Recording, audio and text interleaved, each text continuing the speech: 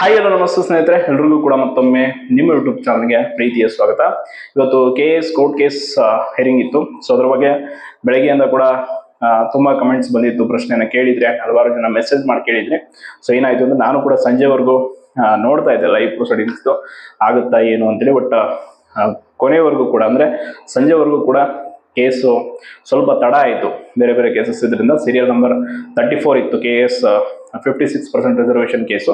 So ಹಾಗಾಗಿ ಸಮಯದ ಅಭಾವದಿಂದ ಇವತ್ತಿನ ಏನು ಕೇಸ್ ಇತ್ತು, ವಿಚಾರಣೆ ಇತ್ತು, ಅದನ್ನ 18ನೇ ತಾರೀಕು, ಇದೇ ತಿಂಗಳ 18ನೇ ತಾರೀಕಿಗೆ ಮುಂದೂಡಿಕೆ ಮಾಡಲಾಗಿದೆ.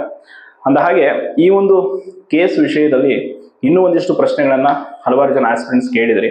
ಏನು ಅಂತಂದ್ರೆ, ಸರ್ ಈಗ ಆಲ್ರೆಡಿ ನಿಮಗೂ ಗೊತ್ತಿದೆ 31/7ನೇ ತಾರೀಕು ಅಂದ್ರೆ 31/7ಗೆ ಒಂದು ಮಧ್ಯಂತರ ಆದೇಶ ಆಯಿತು.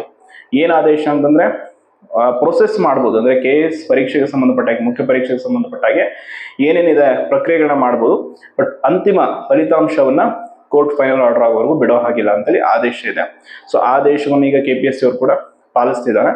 ಅಂಡ್ ಅದರ ಜೊತೆ ಇನ್ನೊಂದು ಮುಖ್ಯವಾದಂತಹ ವಿಷಯ, ಇನ್ನೆಷ್ಟು ದಿನ ಹೋಗ್ಬೋದು ಈ ಕೇಸ್ ವಿಚಾರಣೆ, ಇನ್ನೆಷ್ಟು ಹಿಯರಿಂಗ್ ಆಗ್ಬೋದು ಅಂತೆಲ್ಲ ಪ್ರಶ್ನೆಯನ್ನ ಕೇಳ್ತಾ ಇದ್ರಿ. ನೋಡಿ, ನನಗಿರುವಂತ ಮಾಹಿತಿ ಪ್ರಕಾರ ನಾರ್ಮಲ್ ಆಗಿ ಈಗ ಕರೆಕ್ಟ್ ಆಗಿ ಈ ತರ ಏನು ಸಮಯದ ಅಭಾವ ಈ ತರ ಏನು ಆಗದೆ, ಯಾವುದೇ ರಜೆಗಳಿಲ್ಲದೆ ಅಂಡ್ ಯಾವುದೇ ಸಮಸ್ಯೆಗಳು ಅಂದ್ರೆ ಎರಡೂ ಕಡೆ ವಕೀಲರು ಹಾಜರಾದ್ರು ಎಲ್ಲ ಆಯ್ತು ಅಂದ್ರೆ ಒಂದು 4 ಹಿಯರಿಂಗ್ಸ್ 4 ವಿಚಾರಣೆಗಳು 4 ಹಿಯರಿಂಗ್ ಅಲ್ಲಿ ಆಗ್ಬೋದು.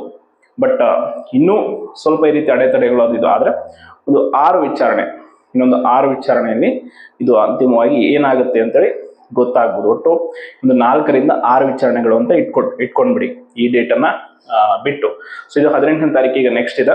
ಅಂಡ್ ಇನ್ನೊಂದು, ನಾನು ಕೇಸ್ ನಂಬರ್ ಕೂಡ ಕೆಲವರಿಗೆ ಕೊಟ್ಟಿದ್ದೆ. ಈ ಕೋರ್ಟ್ ಸರ್ವಿಸ್ ಆಪ್ ಅಲ್ಲೂ ಕೂಡ ಯಾವ ರೀತಿ ಕೇಸ್ ನಂಬರ್ ಅನ್ನ ಹಾಕಿ ಕೇಸ್ ಸ್ಟೇಟಸ್ ಅನ್ನು ತಿಳ್ಕೊಳ್ಳೋದು ಅಂತ ಕೂಡ ಹೇಳಿದ್ದೀನಿ. ಅದು ಯಾರಿಗೆ ಗೊತ್ತಿಲ್ಲ, ಸೊ ದಯವಿಟ್ಟು ಇನ್ನೊಂದ್ಸಲ ಕೇಸ್ ನಂಬರ್ ಅನ್ನ ಸ್ಕ್ರೀನ್ ಮೇಲೆ ತೋರಿಸ್ತೀನಿ, ನೋಟ್ ಮಾಡ್ಕೊಳ್ಳಿ ಕರೆಕ್ಟ್ ಆಗಿ. ಈ ಕೋರ್ಟ್ ಸರ್ವಿಸ್ ಅಂತ ಆ್ಯಪ್ ಇದೆ. ಸೊ ಅಲ್ಲಿ ನೀವು ಈ ಒಂದು ಕೇಸ್ ನಂಬರ್ ಅನ್ನ ಹಾಕ್ಬಿಟ್ಟು ನೀವು ಕೇಸ್ ಸ್ಟೇಟಸ್ ತಿಳ್ಕೊಬಹುದು, ಅಥವಾ ಲೈವ್ ಪ್ರೊಸೀಡಿಂಗ್ಸ್ ಕೂಡ ನೋಡ್ಬೋದು ಹೈಕೋರ್ಟ್ ಆಫ್ ಕರ್ನಾಟಕ ಆ್ಯಪ್ ಅಲ್ಲಿ. ಅದು ಲಿಂಕ್ ಕೂಡ ನಿಮಗೆ ಪ್ರೊವೈಡ್ ಆಗುತ್ತೆ. ನೆಕ್ಸ್ಟ್ ಹಿಯರಿಂಗ್ ಟೈಮಲ್ಲಿ ನಾನು ಅದ್ರ ಬಗ್ಗೆ ನಿಮಗೆ ಡೀಟೇಲ್ಡ್ ಆಗಿ ಮಾಹಿತಿಯನ್ನು ಕೊಡ್ತೀನಿ. ಯಾಕೆ ಅಂತಂದ್ರೆ ಹಲವಾರು ಜನರಿಗೆ ಒಂದು ಕ್ಯೂರಿಯಾಸಿಟಿ ಇರುತ್ತೆ, ಏನಾಗುತ್ತೆ ಕೇಸು, ನೆಕ್ಸ್ಟ್ ಏನು ವಿಚಾರಣೆಗಳು ನಡೆಯುತ್ತೆ ಅನ್ನೋದು ನೀವು ತಿಳ್ಕೊಳ್ಬೇಕು. ಪ್ರತಿಯೊಬ್ಬರಿಗೂ ಕೂಡ ಅದು ಗೊತ್ತಾಗಬೇಕು ಅನ್ನೋ ಒಂದು ಉದ್ದೇಶ. ಅಂಡ್ ಇನ್ನೊಂದು 4ರಿಂದ 6 ವಿಚಾರಣೆವರೆಗೂ ಹೋಗುತ್ತೆ.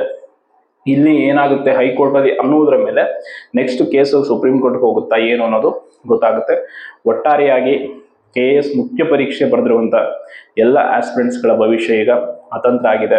ಅಂಡ್ ನೆಕ್ಸ್ಟ್ KS ನೋಟಿಫಿಕೇಶನ್ಗೂ ಕೂಡ ಇದು ಅಡ್ಡಿ ಆಗಿದೆ. ಈಗ KS ಇನ್ನೊಂದು ನೋಟಿಫಿಕೇಶನ್ ಮಾಡ್ಬೇಕಂದ್ರೂ ಕೂಡ ಈ ಪ್ರೊಸೆಸ್ ಮುಗಿಬೇಕು. ಇದು ಇನ್ನು ಯಾವಾಗ ಮುಗಿಯುತ್ತೆ ಅನ್ನೋದು ಯಾವುದು ಕೂಡ ಕನ್ಫರ್ಮ್ ಇಲ್ಲ. ಒಟ್ಟಾರೆಯಾಗಿ ಹಿಂದಿನ ಸರ್ಕಾರ ಮಾಡಿದಂಥದ್ದು ಅಥವಾ ಈ ಸರ್ಕಾರ ಮಾಡಿದಂಥದ್ದು, ಯಾರೋ ಮಾಡಿದಂಥದ್ದು ಒಟ್ಟಲ್ಲಿ ಸಮಸ್ಯೆಗೆ ವಿದ್ಯಾರ್ಥಿಗಳು ಸಿಲ್ಕ್ ಹಾಕಿಕೊಂಡಿರುವುದಂತೂ ಸತ್ಯ.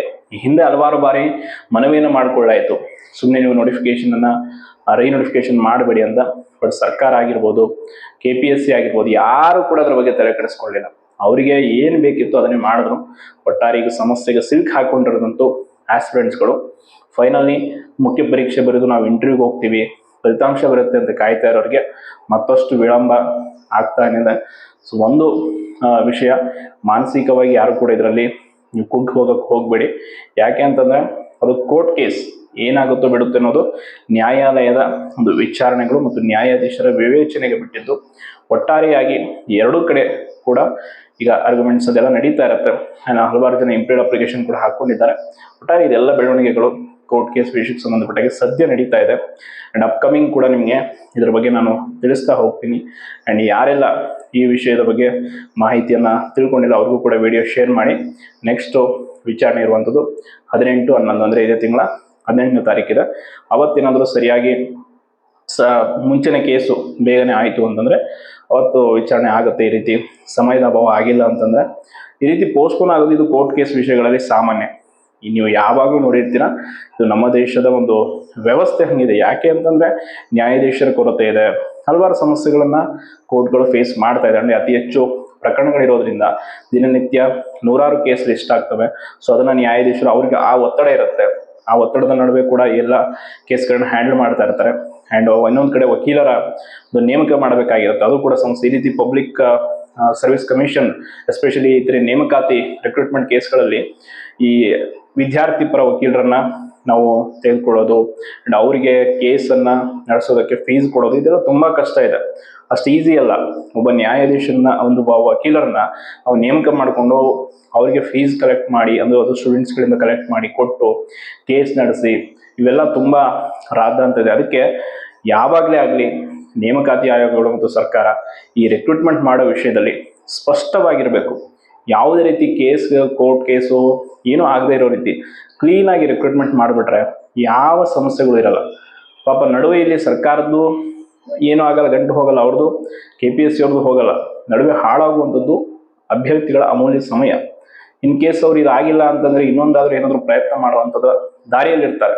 ಅವ್ರಿಗೆ ಅದು ಕೂಡ ಆಗಿಲ್ಲ ಅಂತಂದರೆ ಸುಮ್ಮನೆ ಅನಾವಸ್ಥೆ ಅವರ time day by day time ಹಾಳಾಗ್ತಾ ಹೋಗುತ್ತೆ. ಈ ಟೆನ್ಷನ್ನು ಏನಾಗುತ್ತೋ ಏನಿಲ್ಲ ಅಂತ. ಸೊ ಇದರಲ್ಲೇ ಸಮಯ ಕಳಿಬೇಕಾಗುತ್ತೆ. ಒಟ್ಟಾರೆ ಇವತ್ತು ನಡೆದ ಕೇಸ್ ವಿಚಾರವಾಗಿ ಇಷ್ಟೆಲ್ಲ ಮಾಹಿತಿಯನ್ನು ತಿಳಿಸಿದ್ದೀನಿ. ಧನ್ಯವಾದಗಳು.